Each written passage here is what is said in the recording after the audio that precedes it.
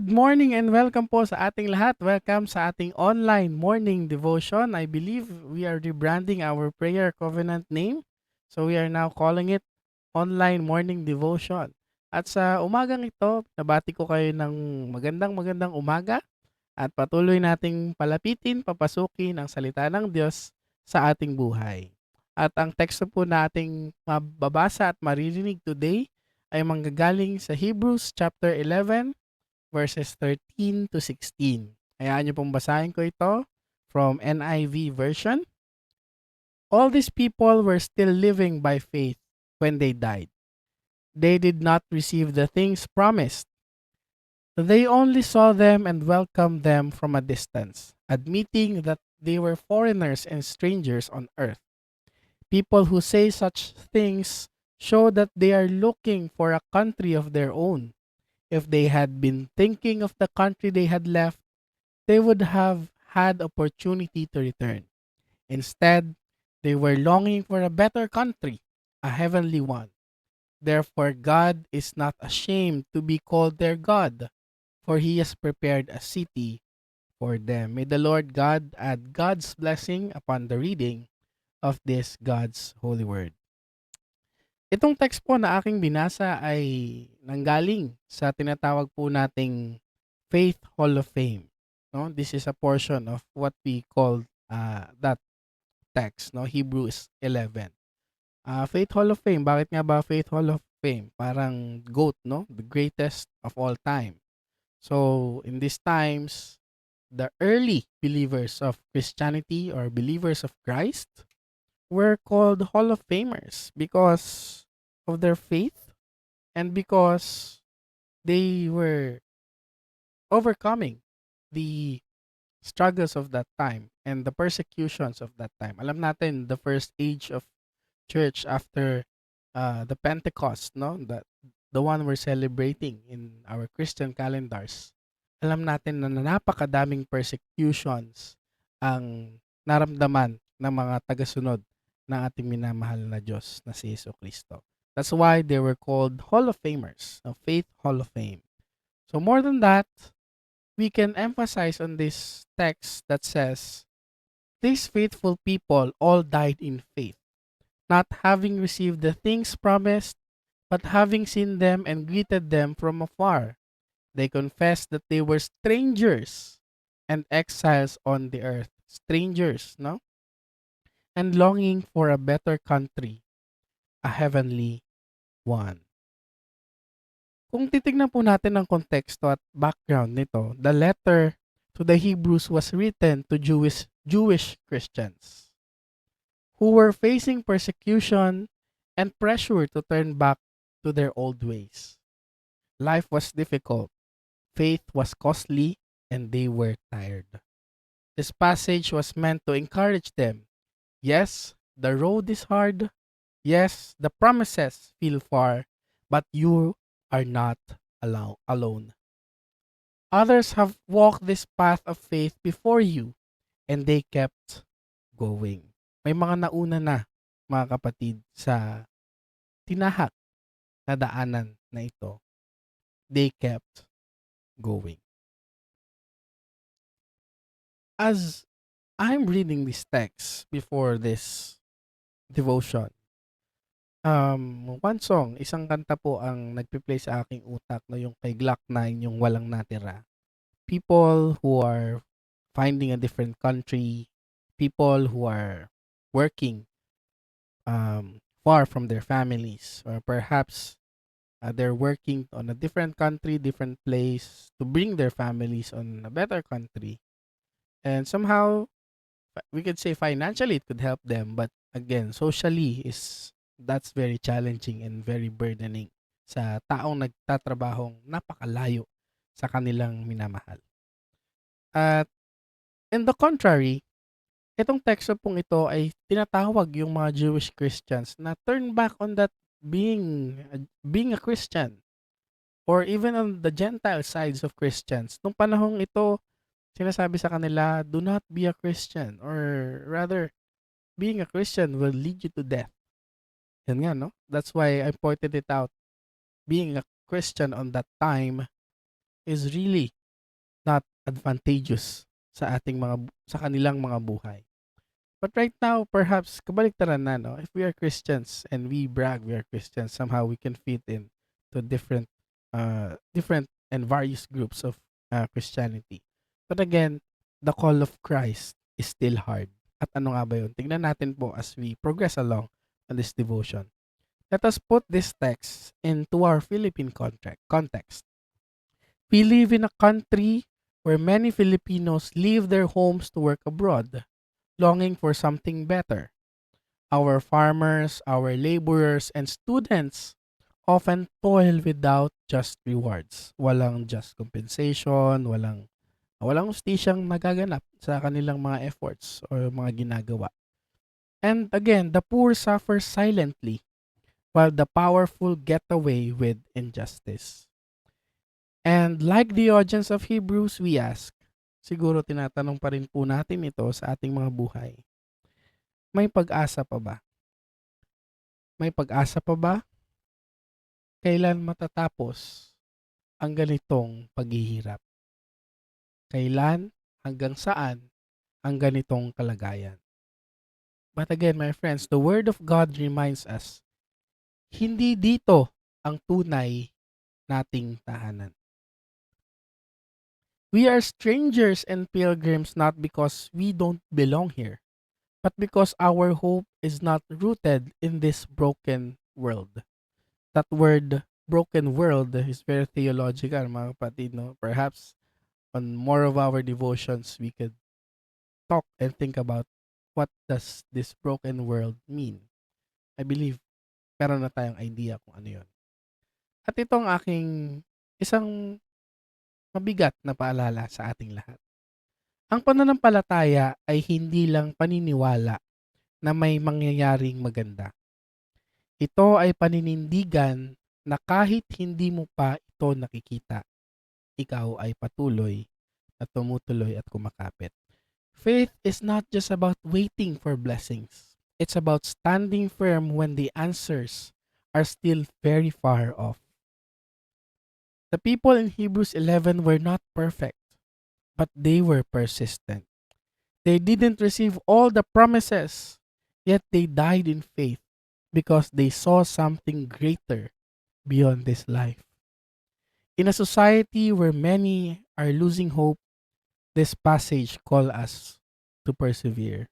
Tinatawag po at sinasabi ng ating tekstong ito na we have to persevere whatever is in front of us. Even when justice seems slow, even change feels impossible, even corruption means unstoppable, we look ahead with faith because, as verse 16 says, God has prepared a city for them. May lungsod na inihanda ang Diyos para sa mga tapat sa Kanya. But before we move forward with perseverance, we need to pause. Bakit? Why do we need to pause? We need to pause because sometimes the reason people are giving up is not just the hardship of the world. At ito mga masasakit mga kapatid, minsan tayo mismo ang dahilan. Let's ask the hard questions first. Are we making life even harder for others? When people look at the church, do they find healing or they see more wounds? Are we being a loving home or another source of pain? Ang buhay ay mahirap na nga. Sana naman hindi tayo ang dagdag pahirap sa bawat isa. In our families, in our ministries, in our leadership, tayo ba ang dahilan kung bakit may mga umaalis? Tayo ba ang sugat ng kapwa natin sa halip na paghilom? Tayo ba ang dahilan kung bakit nawawalan sila ng gana magpatuloy? It's not just an easy answer. It's not just sasagutin natin na gusto natin ng paghilom, pero hindi tayo nakakapagbigay ng paghilom. This passage reminds us to persevere. Yes, But let's not forget, we are called to be a refuge, not a burden, a witness, and not a wound. Hindi nakakalimot ang Diyos. Hindi nasasayang ang pananampalataya. This is what this text tells us. Even we are trying to heal our own wounds. Ipakita rin po natin ang ating mga pananampalataya sa bawat isa na tayo ang nag-aangat sa estado ng buhay nila, sa kanilang mga paghihirap, sa kanilang mga iyak, sa kanilang mga sugat. We show our faith that heals. Even if we don't see the full picture now, mga kapatid, even if we do not receive all the rewards today, God honors those who live by faith. Personal application and challenge, my friends. We keep doing good even when no one sees. We must serve others even when we feel tired. We pray even when God seems silent. We speak the truth even if that truth is not popular. But of course, we must become a safe space for the tired. We must become listeners to the broken. We become encouragers to those who are losing hope, because we know that our reward is not just in the present, but our true home is with God. Tayo ay mga dayuhan lamang sa mundong ito, pero hindi tayo walang direksyon. Tayo ay tinawag patungo sa tahanang inihanda ng Diyos para sa atin. As I end this devotion, my friends, Hebrews 11 verse 16 says, "Therefore God is not ashamed to be called their God." Hindi nahihiya yung Diyos natin na tawagan natin siyang God natin. Hindi ba napaka-encouraging yon? Or perhaps baliktarin natin, hindi ba't nakakatakot kapag meron tayong kasama, kapamilya, di ba? We deny them sometimes kapag alam natin nakakahiya yung ginagawa nila, no? But here, our God is very proud of us if we do our lives according to God's will. And that's a very beautiful affirmation. When we walk by faith, God proudly calls us His own. So no matter what struggles we face in our country, in our families, in our church, in our personal lives, let us walk with our eyes fixed on what is unseen. Let us also make sure that we are not the reason someone else gives up. For we are looking for a better country, a heavenly one. My friends, family in St. Paul, and those who are listening online who continuously support us in this ministry, I hope you have received God's blessing and God's presence this morning. If anything has resonated with you, kung may mga bagay man na nakakaiyak, iiyak nyo lamang sa ating Diyos. You have your time, you have your space. Always remember that your faith is your connection to God. Kaya mga kapatid, as we close this online devotion, let us feel the presence of God. Let us pray. Dear Lord, Heavenly Creator God, we thank you for this blessed morning that you have given to us. Perhaps, O Lord, at this very moment, this very time, we are traveling, going to work. Perhaps we're listening on our earphones, we're listening silently in this crazy, noisy world. O Lord, you did not call us to be stagnant on our faith. Lord, we believe na kahit saan mo kami dalhin, na kahit anong sitwasyon na aming harapin, you are there with us. Panginoon, patawarin mo kami kung sa mga pagkakataon ay kami ay nagkakasala. At sa mga pagkakasalang ito, hindi lamang limitado sa mga nakasakit sa iyo. Ngunit Panginoon, patawarin mo kami kung nakasakit kami sa aming mga kapwa. Panginoon, patawarin mo na rin po ang mga tinatawag mong anak, ngunit patuloy na nahihirapan sa kanilang pinagdadaanan.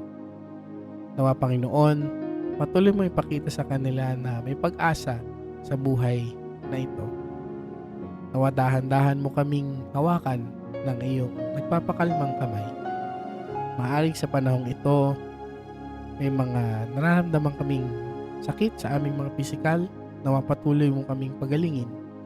Hindi para kami ay gumawa pa ng kung ano-anong bagay, ngunit palakasin mo ang aming pangangatawang lupa upang magamit namin ito at may pamahagi pa ang iyong salita, hindi lamang sa pamamagitan ng aming salita, ngunit sa aming pagkilos sa araw-araw. Panginoon, pinapanalangin din namin ang aming mga aspetong pangpinatyal. Maari ay nauubos na kung ano man ang aming naitabi, ngunit hindi ito magiging balakid sa amin para kami ay magbigay pa sa mga nangangailangan. Sapagkat kami ay mananampalataya mo, magtitiwala na ikaw ay mag-aambon pa ng iyong mga biyaya. Panginoon, nawa hawakan mo ang mga puso at isipan ng aming mga leaders dito sa aming bansa. Sa aming simbahan rin, Panginoon, maaring mukhang maayos, maaring mukhang may sistema, ngunit Panginoon, ilapit mo muli ang mga bagay na ito sa iyong kagustuhan. Patawarin mo muli, Panginoon, ang mga taong patuloy na nagiging source ng sakit, sama ng loob sa bawat isa. At nawa ang kapatawaran mismo sa mga magkakapatid at ang iyong mga mananampalataya ay patuloy na lumapit sa aming mga buhay. Maraming salamat, Panginoon. Maaaring matapos ang aming panalangin ito, ngunit ang aming pagsisilbi ay magsisimula pa lamang. Ito lamang po ang aming samot panalangin sa pangalan ni Jesus. Amen at amen. Maraming salamat po at magandang umaga po sa ating lahat. Mag-iingat po tayo ngayon.